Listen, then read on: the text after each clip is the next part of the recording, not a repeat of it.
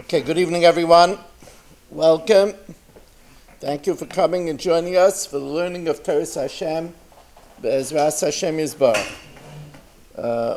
As always, we begin by thanking TorahAnytime.com for the amazing platform they give us in over 180 countries to disseminate Torah, and to Chazak for being Mefarsim the Shir. Here in Lakewood, we begin with Rishus Rav Ratberg, and with continued appreciation for the use of this beautiful shul.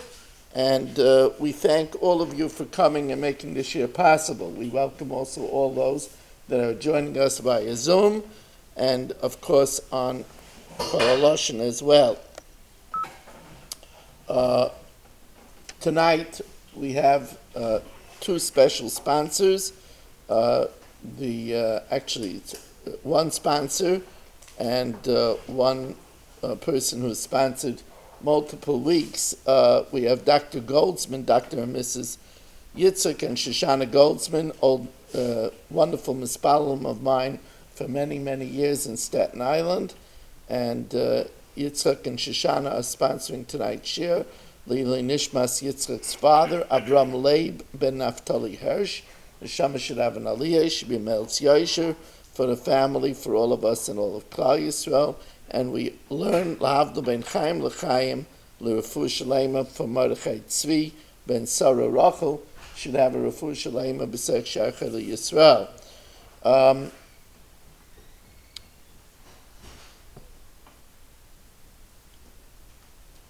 It's interesting how, no matter how many times you learn Chumash, you see new things. So we know that Sara Imenu passes away in this week's parsha, and she lived Me'ah Shana v'Esrim Shana v'Sheva Shanim, 127 years. Avram Avinu lived 175 years. However, if you do an interesting piece of arithmetic, we know that Avram Avinu was Hikr as Boirei. He recognized his creator first at 48. 175 minus 48 is exactly 127. Sara Imenu was Hikr es Bora from the beginning. And we have a very good raya to this, in the fact that it says that all her years were kulin shavin l'toiva. They were all equally in goodness. So she didn't have a part that she worshipped idolatry and then afterwards not that way. We also know that when she married Avram Avinu at 15, according to the Seder Adairos, she was already called in the Torah as Yiska, which means that she was Soicha Baruch HaKodesh already at 15. So Sara Imenu's 127 years matched Avram Avinu's 127 years, because 175 minus 48 is 127. By the way, there's a very interesting chidah that says Vayiyu Chayai Sara. Vayiyu is a palindrome. It's read backwards and forwards the same. Interesting palindrome. Vayiyu is read backwards and forwards the same, because all her years were kulin shavin l'toiva. They were all equally as good. Vayomer Avram l'spoid l'Sara v'lifkaisa. Avram came to eulogize Sarah and to cry over her. So we know that the chaf of the lifkaisa is a chaf ze'ira, is a small chaf. Now that is extremely rare. We know that there's a small aleph in Vayikra, but whenever there's a small letter, it's contrary to what should be. In other words, we know that there's an inyan of lahagdil Torah lahadira, to make it big, to make it beautiful. For the Torah to minimize a letter, it has to be multiple reasons of staggering proportions. So you have to know that the first reason that the Baal HaTurim gives for why there's a chaf ze'ira in Velifkaisa is because since she was old, she was a zakena, so there wasn't so much to cry about.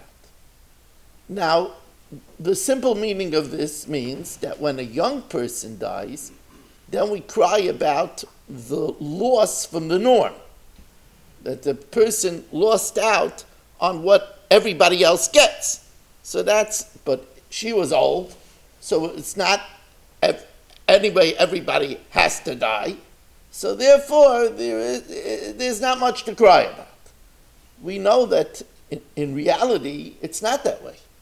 We know that in reality, if somebody lived long and they have more children, grandchildren, and great-grandchildren, and the person it becomes endeared to more people, then there's a lot to cry about. And if it's a tzedekah, so we just learned in tonight's daf, in Masechtas Rosh Hashanah, that we have a fast on the 3rd of Tishrei, which is put on the same par as the fast of the Tes of Av, because Gedai Lamisas Tzadikim Kisreifas Beis Elokeinu.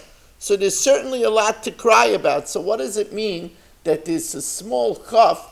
Because since the person is old, there's not so much to cry about. In order to understand this, we have to know that the Malbim asks, why is it that Avraham Avinu made such a city hall event of buying the Maras HaMachpelah? I mean, he spoke in front of the whole Bnei Ches. He gathered the whole town together. You know, that's, if you want to make a quick deal, you don't make a big deal about it. You know, here he gathers everybody together. Look, you know, this is a piece of land that when he ran, and like we spoke about last week, he ran after the Bakar, Ela Bakar Ratz Avram, Ela Kever, you know, that was 38 years ago.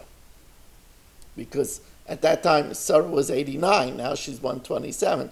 So that was 38 years ago. 38 years ago, this is a cave that's not being used. It's still not being used. It's obviously not hot real estate. And Avraham Avinu goes ahead and pays a king's ransom. Arba Mea shekel kesef over laseicher. Gathers the whole shtat. What's going on over here? So the Malbim says that Avraham Avinu wanted to be mefarsim, the belief in life after death. And that, therefore, unlike the custom till now, that if they didn't cremate, then they just buried the person so that they should get it out of sight, that they shouldn't see the person rot. And then afterwards, they did things there. They made stadiums, and that's it. The end, over. So Avraham Avinu said, no, you spend a lot of money, and you make a big deal about it, because it's not the end for the person. The person has a life. The body is going to be resurrected. And he wanted to be mefarsim the idea that there is life afterwards. And that's why he made it's a malbim. And that's the reason why there's a small chaf in Beliv Kaisa. This lesson is such an important lesson that will minimize a letter in the Torah to teach you don't cry that much if a person did not have a long life, so they didn't have a chance to amass zechusim for the next world, or that's something else. But she lived a long life. And it's not the end. It's not over. The person is going to the Yeshiva Shalmaila, and the body is going to come back alive. The person is going to come back again in the next world. So therefore, it has a small chaf. And by the way, it's very important for us to solidly believe in life after death. Because in Masechta Sanhedrin, it tells us that there are 4 terrible executions, and then there's a fate worse than death. Ve'elu she'ein lehem chelik la'olam haba, that's the famous Perek Chelik in Masechta Sanhedrin. And what is one of them? HaKofer b'tchias hamesim. Somebody that doesn't believe in the resurrection. Why is that so terrible? Because the Gemara says Mida keneged mida. If you don't believe in it, you won't get it. Simple. They ask, why did the 4/5 of Klal Yisrael die in the Mak of Chayshach? Because they didn't want to leave. They didn't believe in Pakad Yifkad. So if they didn't believe in it, they're not leaving. That's why the Taisir Rosh says, even though Das and Aviram were monsters, but they believed in Pakad Yifkad. That's why they left. But the 4/5, they didn't believe in it, they didn't get it. And that's why every day, 3 times a day, we make a clear declaration. Because we want to get it. That's why what is this affirmation? We don't say anything else. Because if you don't believe it, you don't get it. We want to get it. We want to be resurrected. And a good time to remember this is when we eat a Malav Malka. We eat a Malav Malka, we eat the luzbon. We don't eat the luzbon. We strengthen our luzbon because it's brought down that there's a bone in the back of the neck that didn't only benefits from what we eat on Motzei Shabbos. So therefore, it didn't benefit from the fruit on Friday of the Eitz Hadas. So therefore, death was never decreed on the luzbon. But we have to strengthen and nurture our luzbon. I saw in one of the writings of Reb Chaim Kanievsky, he says, if a person doesn't eat a Malav Malka, will they get resurrected? So Reb Chaim says, how could they get resurrected if they didn't feed the luzbon? Very important to eat something on a Motzei Shabbos. You know, it says Chama Motzei Shabbos Melugma. You know, there's a remez that the Hasidim say mechabesh la'atzvoisam. So mechabesh is Rashi Tevis chamen b'motzei Shabbos, and that's it's a little bit of a funny Rashi Tevis because you're using the beis as b'motzei Shabbos, but that's what they say. Mechabesh is chamen b'motzei Shabbos. Mechabesh la'atzvoisam, that it's a skula to have chamen on Motzei Shabbos, not to have depression, because la'atzvoisam are those that are sad. But anyway, every time you eat a Malav Malkim, you think you're strengthening the luzbon, you're thinking about Tchias HaMesim, and you're reaffirming your belief in Tchias HaMesim. So that's one of the reasons why it's a small chaf. Because in order to, he didn't cry that much, in order again to be mefarsim, the idea of the belief. And by the way, that explains so many halachas in the Torah, the halacha of lo siskaididu, of lo sasimu karcha, you're not allowed to make cuts, you're not allowed to pull out hair over the mace. So the Rishonim say, because since we believe in life after death, if we're doing such hysterics, it would show that we don't have such a firm belief in life after death. So it's a lav in the Torah not to cut over the dead, not to rip out hair over the dead. The Medrash tells us that Vayokam Avram me'al pnei meisai, Avram got up from the face of his dead. Says the Medrash an interesting thing. As Avram gets up from the face of Sara, Malach Hamavis Oimeid Umasris Kenegda. The Malach Hamavis is standing and is battling in front of him. What does this mean? So Rav Zadel Epstein says, and many others say the same thing, that it means that the Malach Hamavis taunted Avram, if you wouldn't have gone to the Akedah, she would still be alive. She died from the news of the Akedah. So the Malach HaMavis is Masris Kenegda. You should know that because of you, your wife is dead. Just letting you know. So what transpired over here is an interesting thing. The Satan was well aware that the Akedas Yitzchak ben Avram would protect Klal Yisrael for the millennia. This act would be the single biggest act of Ma'arvev HaSatan of anything else, right? We blow the shofar, it says, Kidei La'arvev HaSatan, It says, when you blow the shofar, I will remember Akedes Yitzchak ben Avram, and I will consider it as if Akadetem Atzmechem Lefanei, as if you did an Aked. And this would serve millions of years, millions of Jews throughout the millennia. Did your thing die?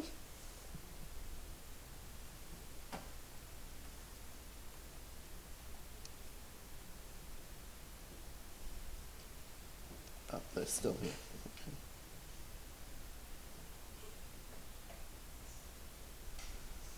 Okay.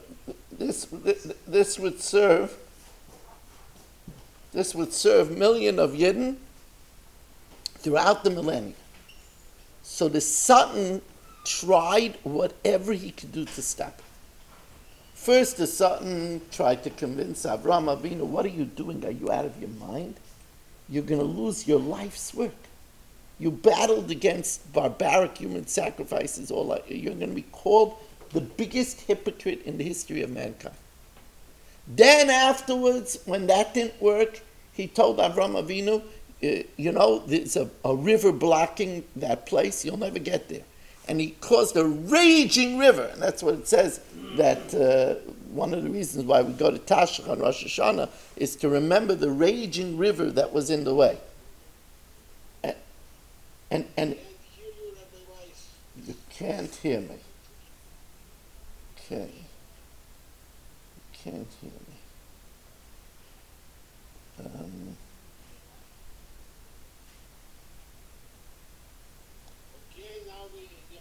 Okay, good. Thank you. Huh? No, they hear me now. It was Daniel's fault.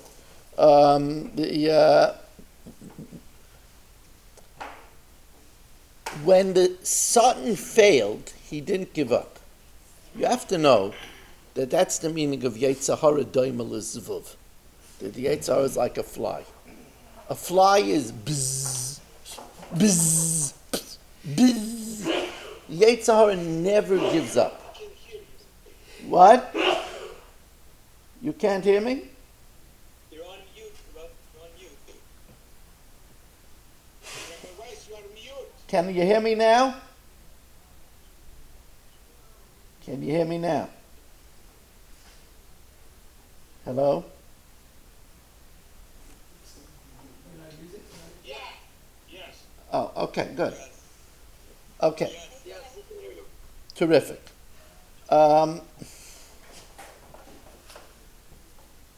See, I rushed to get here so quickly that I forgot my computer. I know from experience I can't rush. But anyway,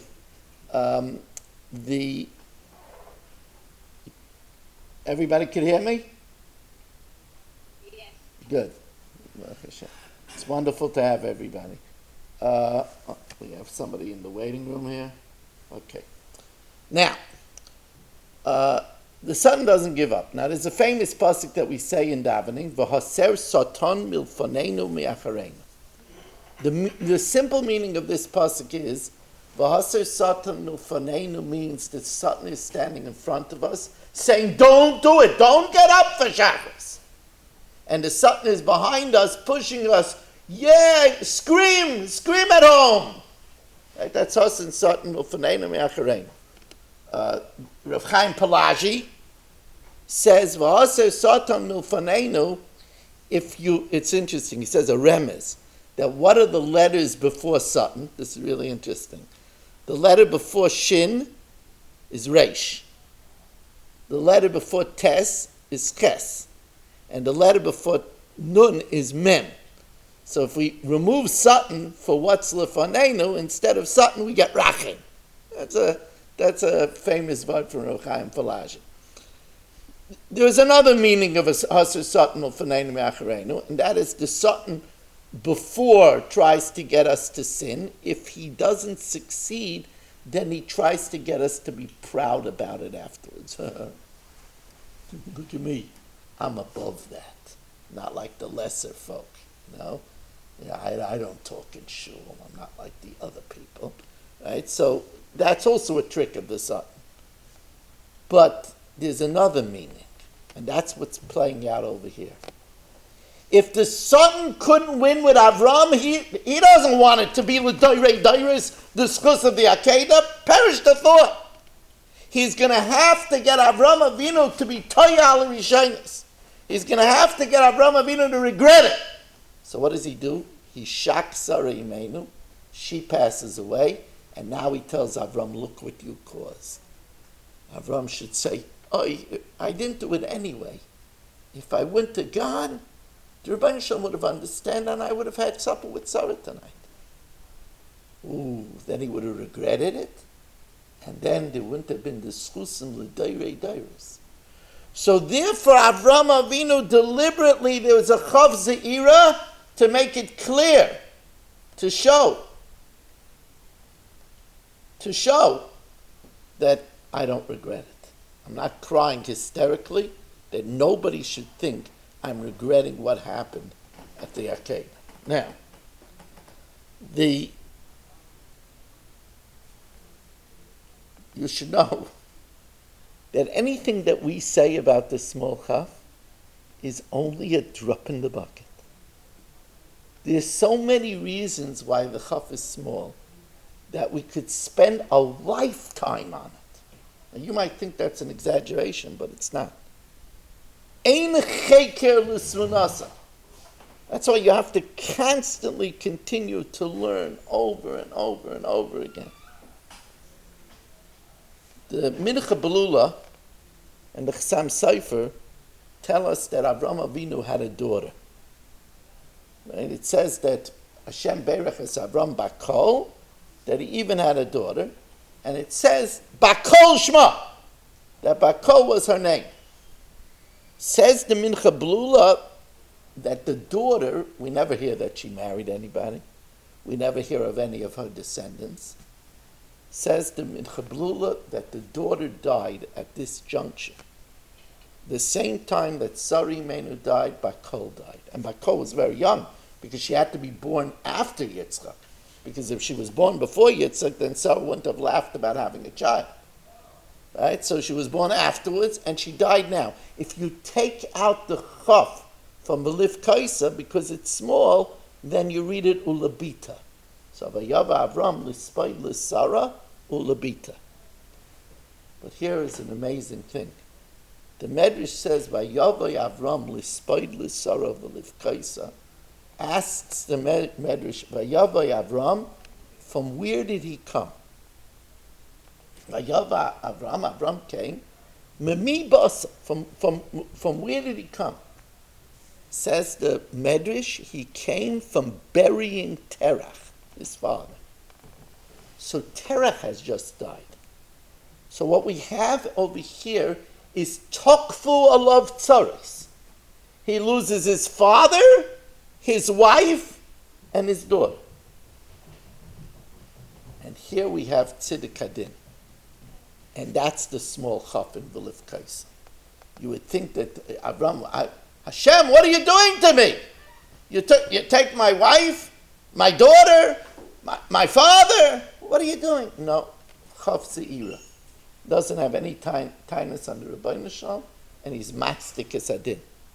By the way, there's an incredible Sfas Emes. Incredible Sfas Emes.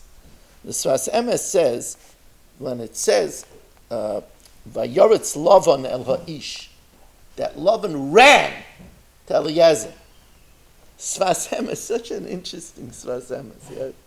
Sfas Emes says Lavan ran originally because he thought Eliezer was coming to read a shidduch that Lavan should marry Avram's daughter. He didn't know Avram's daughter died. And he knew that Avram Avinu needed a shidduch. He wanted to join Avram's family. He would be a son-in-law of Avram. He has it made. When he heard it's not for him, it's for his 3-year-old daughter, Rivka, then he got less excited. But that's what he was excited about originally, because Lavan, who had always had his eyes on the money, Lavan thought that Avram Avinu, that Eliezer was coming to read him to Bakol. That's what he thought. That's the Sfas Emes.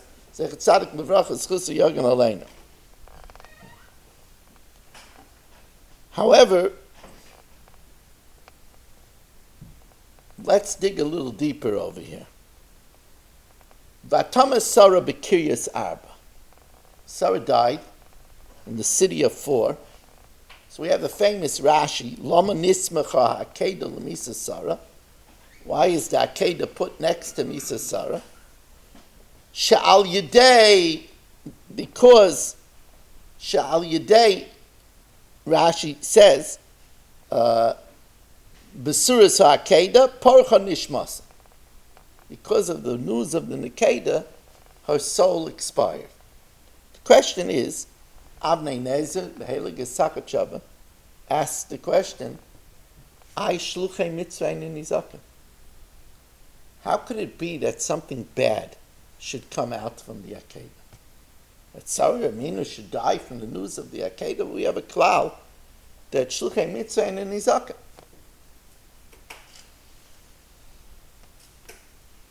So,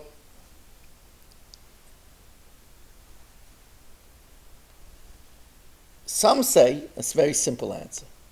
Some say it's only a protection for the one that does the mitzvah. And since Sara Imenu wasn't doing the mitzvah, she didn't have the protection. That's the answer that is the simplest to understand. The truth of the matter is if you look at Rashi, exactly his language, what's Rashi's exact language? Rashi says that the Sultan said, Shenizdamein b'no l'shchita, that her son was taken to slaughter, u'kemat sheloi nishchita. And almost he wasn't slaughtered. Now it really should say u'kemat shenichshita.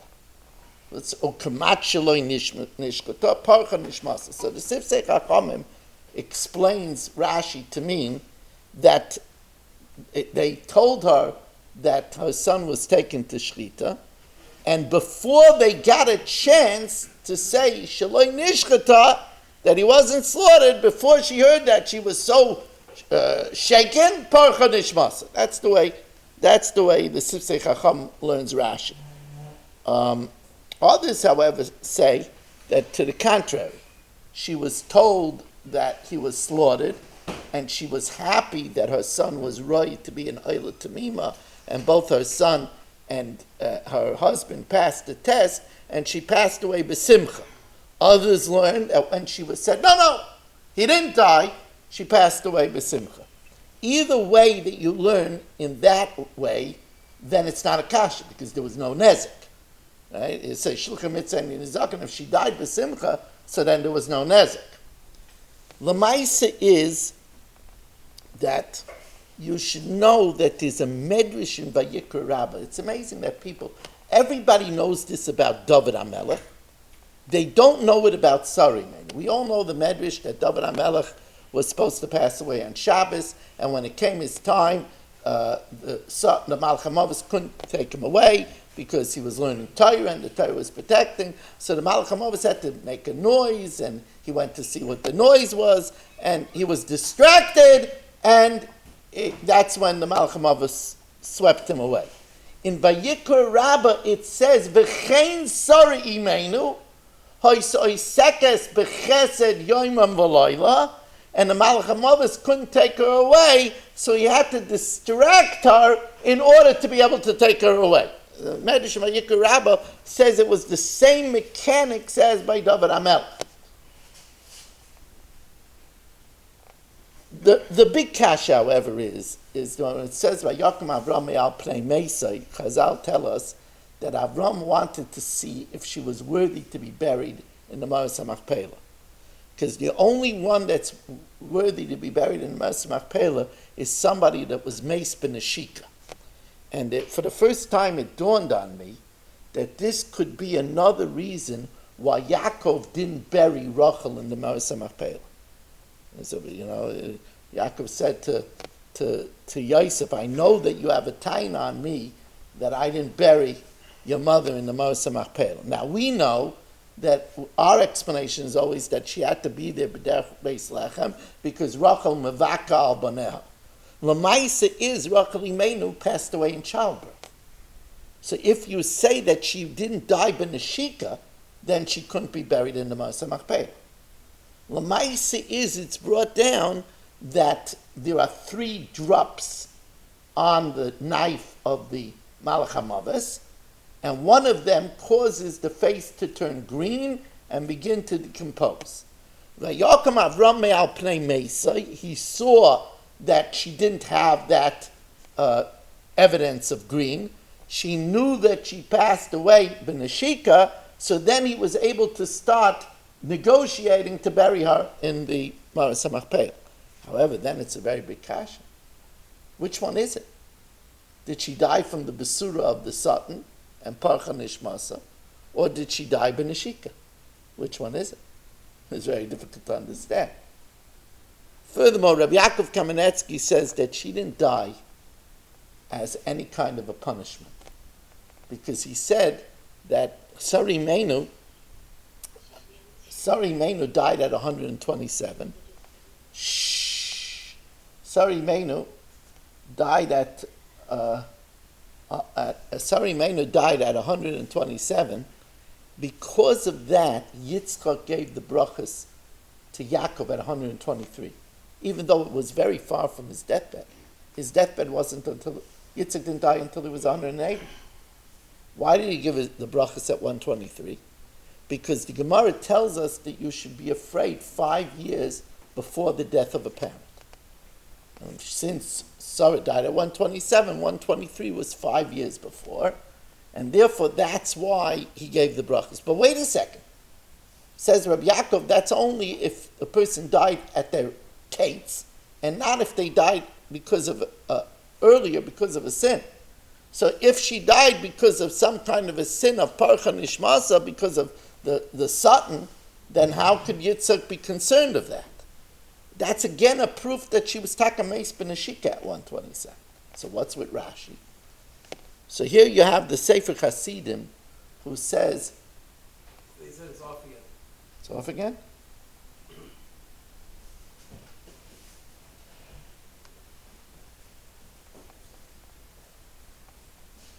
No, it's not. Can everybody hear me? They're here. Can you hear me, everybody? We can't hear you, Rabbi Weiss. What's Yafi having problems? Well, we're back. Yeah, it's their problem. It's them. Yes. Okay. Yes, we can hear you. Okay, it's them. Okay, so the Baruch Hashem.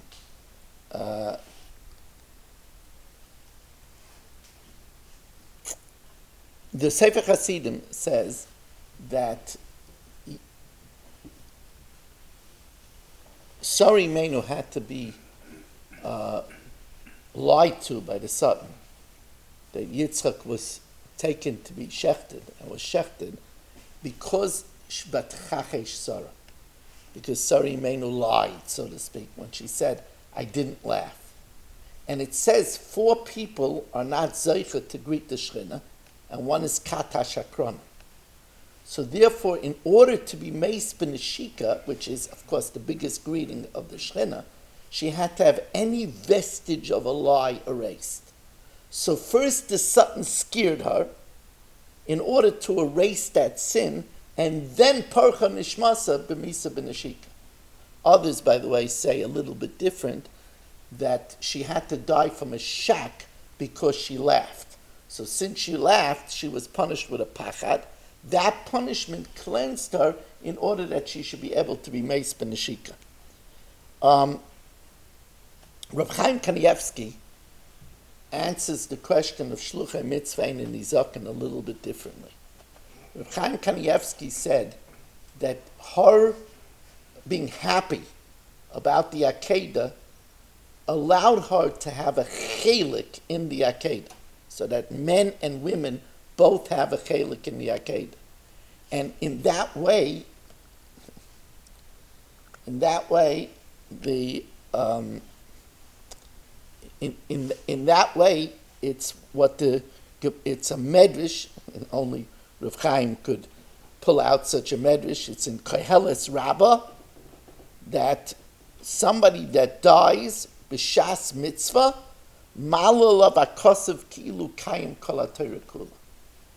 And therefore, since she had a chelik in the Akedah and then passed away right afterwards, it was considered that she died in the process of a mitzvah, and it's as if she was Mekayim Kol HaTorah Kula. I believe this medrash is the reason why it became famous that a person, B'shas Patira, says, Shema Yisrael Hashem Elokeinu Hashem Echad.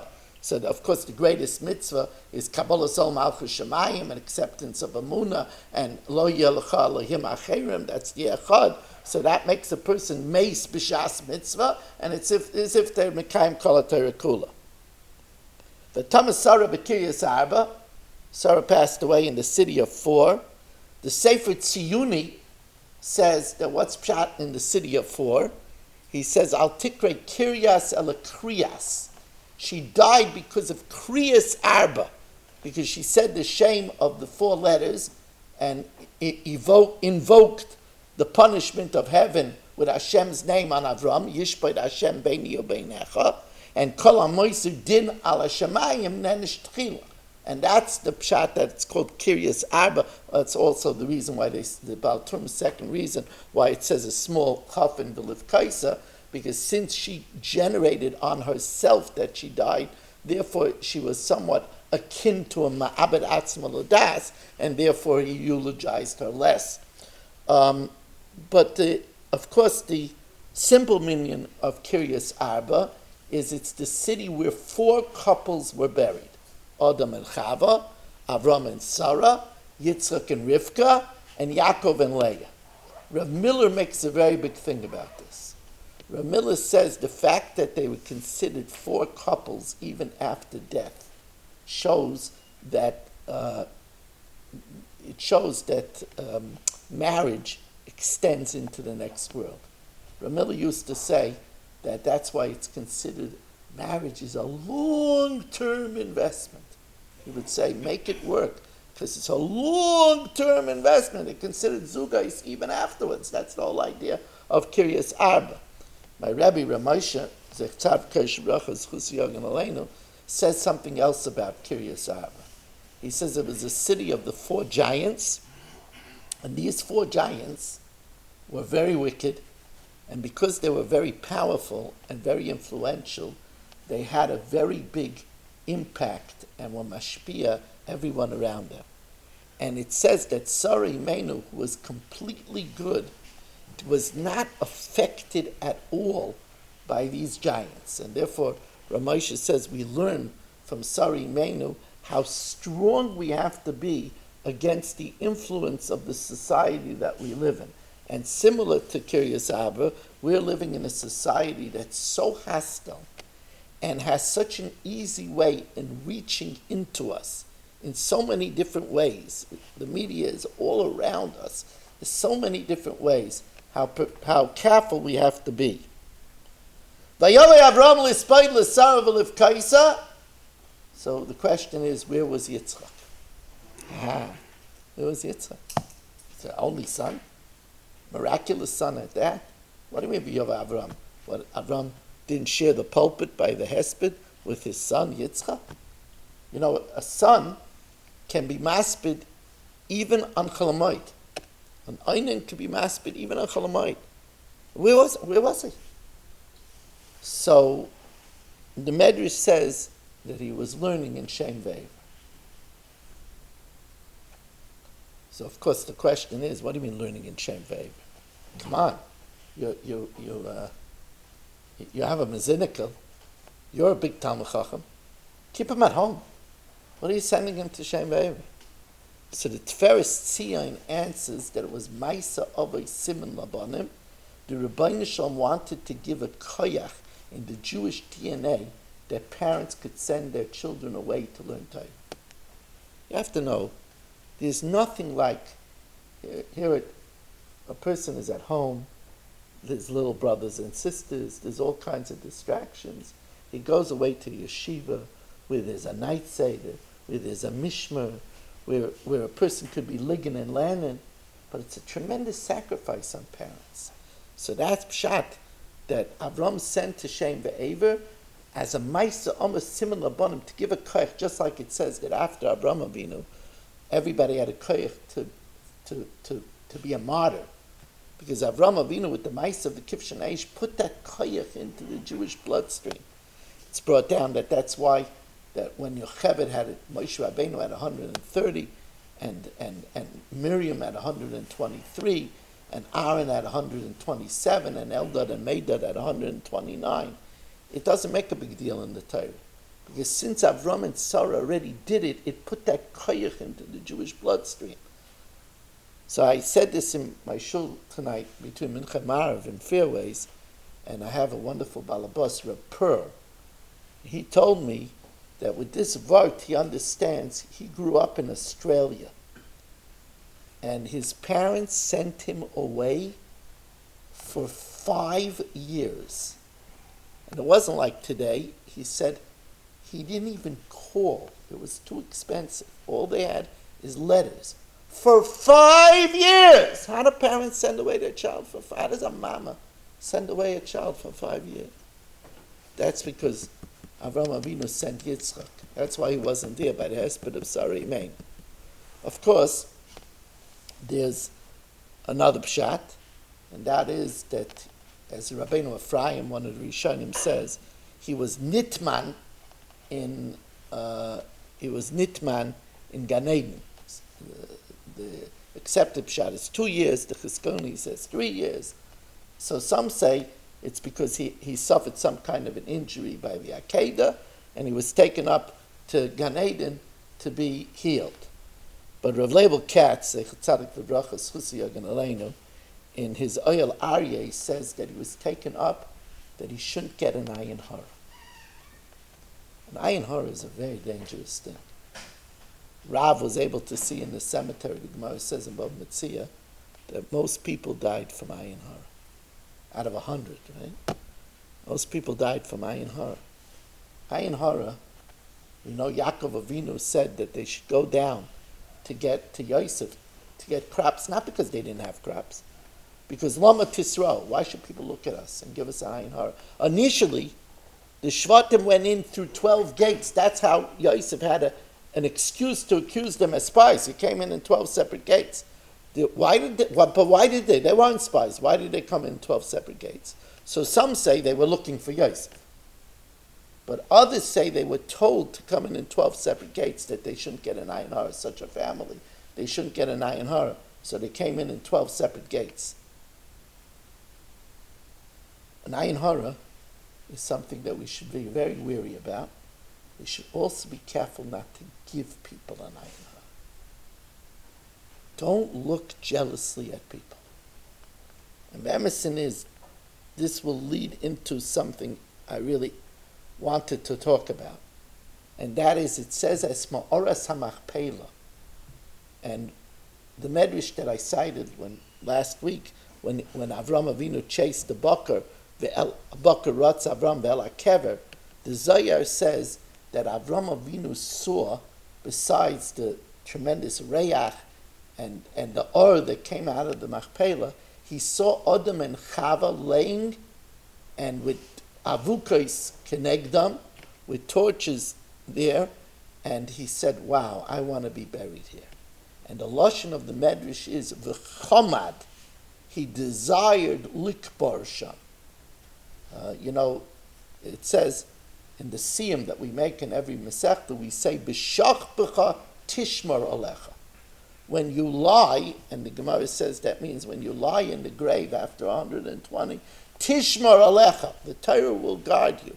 And it says there'll be a ner doilik, there'll be a torch, the Torah or.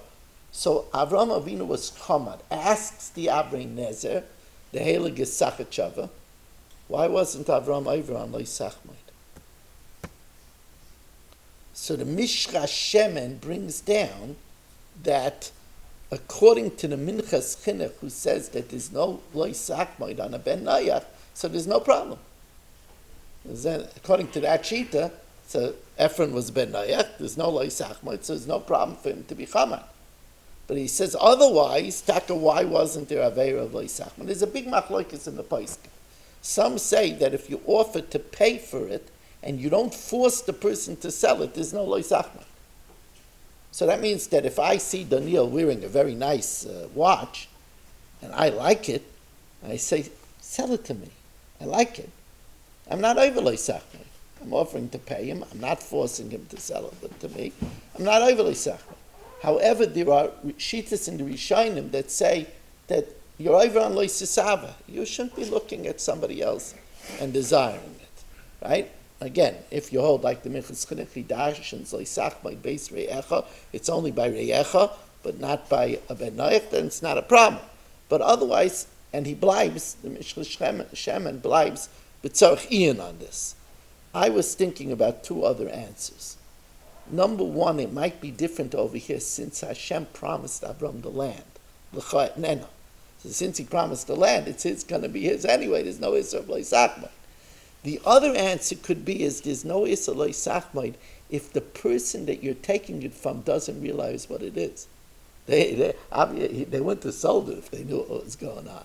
So obviously they don't realize what it is and they don't benefit from it, what it really is.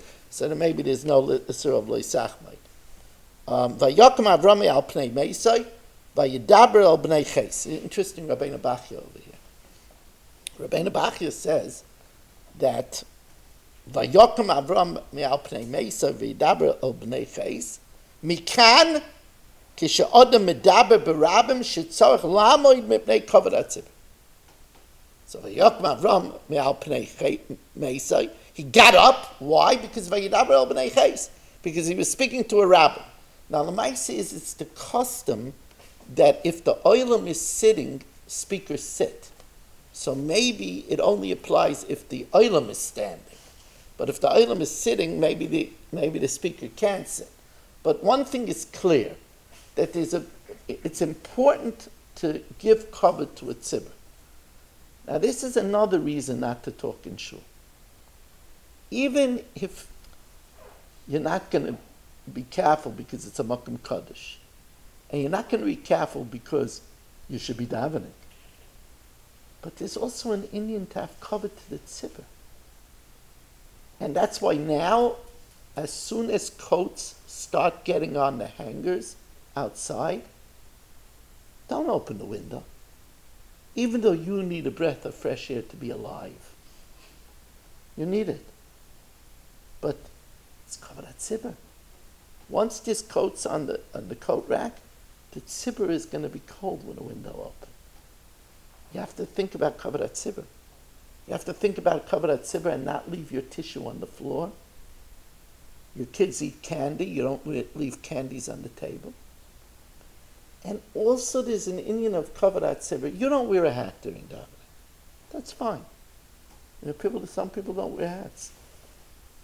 They're making for davening otherwise. But if you're in a tzibur where everybody wears hats, try to, if you're going to get an aliyah, you have a yahrzeit, you're going to ask for an aliyah, so wear a hat. That's kavod hatzibur. If the tzibur has a custom a certain way, if a tzibur, everybody wears a talis over their head and you go up to daven for them, you don't wear a talis over their head. But the tzibur does. It's an Indian of kavod hatzibur. It's very important to understand the concept of kavod hatzibur. Now I'm going to tell you now something which I hope it should be worthy of coming just for this word. As we welcome in Kenny, just for this word. V'Avram zokein bo bayamim, v'Hashem beirech es Avram baka. Avram was old, coming on in years. Also, we know it means that he came with all his years. He didn't waste any of his time. And Hashem blessed Avram with everything, which the Gemara tells us, Gimel Tamu Tam Gan Eden, Avram, Yitzchak, and Yaakov, and that's what we say in benching, Bakol, Mikol, Kol, right? Avram, it says Bakol, Yitzchak, it says Mikol, and by Yaakov it says Kol. They were Toim Tam Gan Eden, they tasted the Tam of Gan Eden. So many say this, that when it says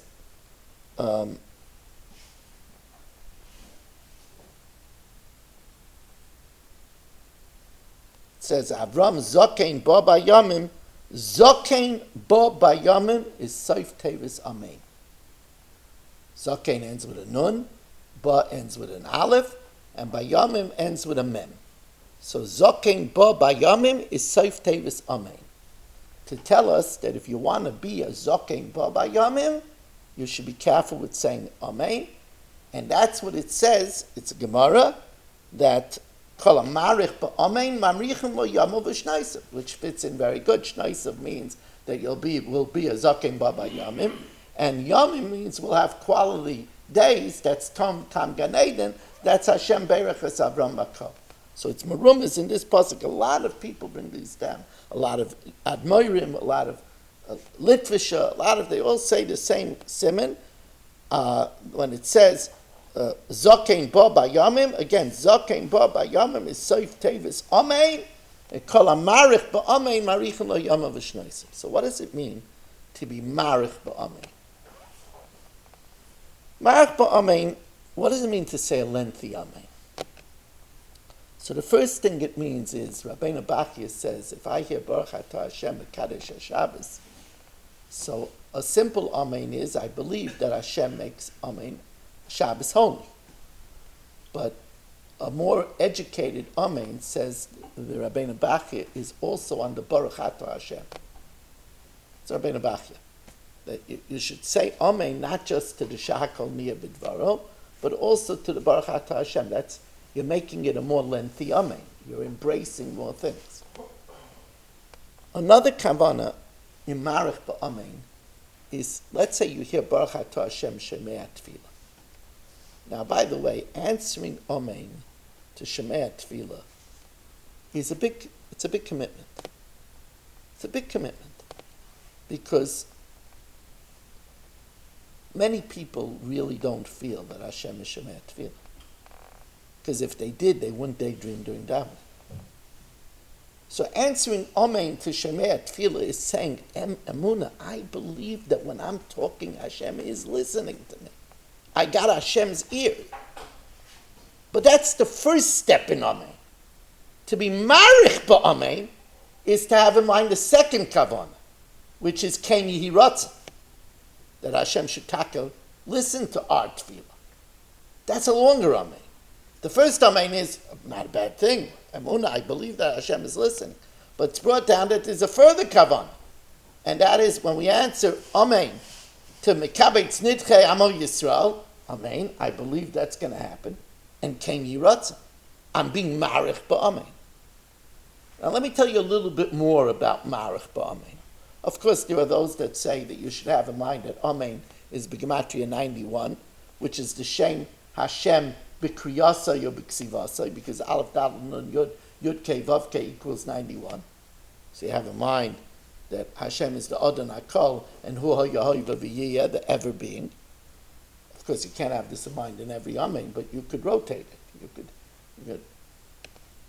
But there's another thing. Let's say Daniel is having a cup of cold seltzer, which I'm sure he did, right? I'm sure he did. You should check your seltzer if there's anything left, right? So he made a shahakol. So an educated shahakol niyah b'dvaro is not just on the seltzer, but it's on the glass or the cup, because otherwise he would have to hold it in his hand and slip it. If it's cold, it's also on the refrigerator. When we answer an Amen, we're answering it to all those things. That's being Marich Ba'Amen. Now, by the way, the investment in this is a very big thing. Yama V'Shnaisa, Marichim Yama V'Shnaisa. So remember that. Zokein Ba Bayamin is Seif Tevis Amen. And the end of the pasuk is not just Zokein Ba Bayamin, V'Hashem Berech Es Avram Bakol, which is Talmud Tam Gan Eden in this world. I want to conclude with one thought, and I should mention, again, my apologies to everybody, that it's much later than it should be. This year should end at 10:15, and it's later because I messed it up with the forgetting my computer. I'm sorry about that. Just so many things going on over here that I didn't even mention that we do not have a sponsor for next week.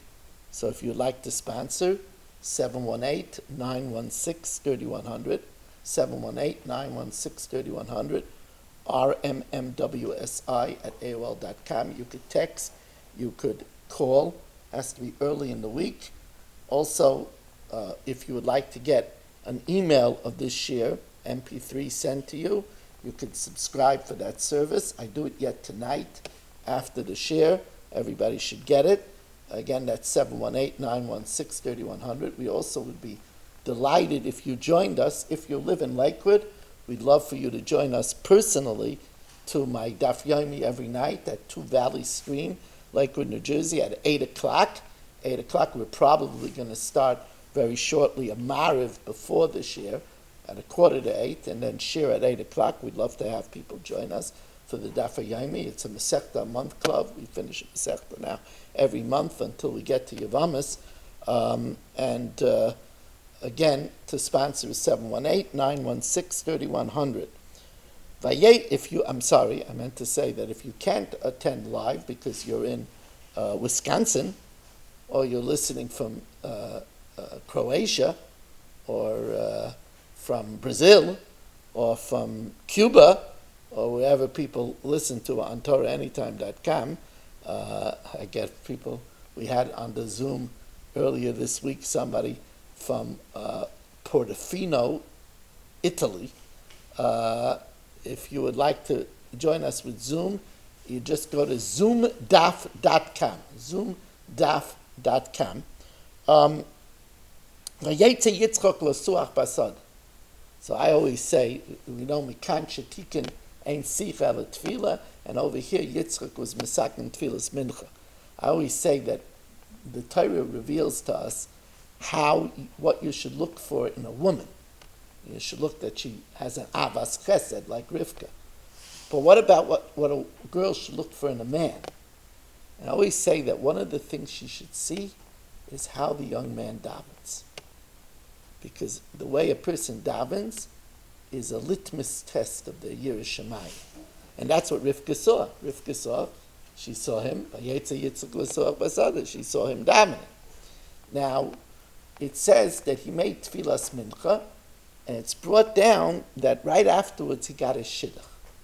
Because the Gemara tells us on Daf Chavov in Masechtas Brachos, and you know my opinion, that the dafim are not coincidental, so this is the daf of Yud Kei Vav Kei. So we have the famous Maimer Chazal of Rav Chelbai Amar Rav Huna, La'olam Yehei Adam Zoyer B'Tfilas Mincha. A person should always be careful with the tefillah of Mincha. She'eliyahu lo inena ela b'tfilas Mincha. Mincha, the meaning of Mincha is it's a gift. You see, Shachris we daven before we start our day. Ma'ariv we daven when we finish our day. But Mincha is smack in the middle. That we interrupt what we're doing to daven Mincha, especially as they're going to change the clock, and we interrupt what we're doing. That's a special gift to Hashem. The Klei Yoker says that Mincha is so powerful because Shachris and Ma'ariv are near the night at both ends, and the night is Zman Din, so it's near a time of Kitrik.